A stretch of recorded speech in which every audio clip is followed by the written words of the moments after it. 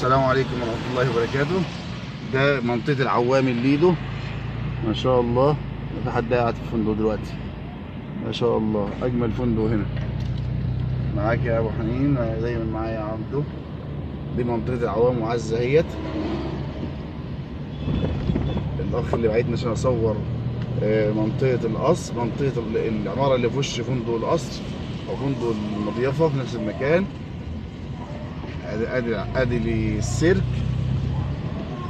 ادي السيرك، وادي طريق عجيبه كاننا رايحين عجيبه. المسافه كلها ما تجيش حوالي 300 متر تقريبا او 400 متر اهيت. يعني بالنسبه للعربيه اقل من دقيقه، بالنسبه لك انت اقل من 5 دقائق. ادي فندق القصر اهو، فندق القصر اهو، وهو عمارته عماره من دول تقريبا. هي العماره دي تقريبا، هنلف ونرجع له تاني. هي تقريبا هي العماره ديت اعتقد. يعني لو هي العماره ديت يبقى كده الايه الموضوع تمام.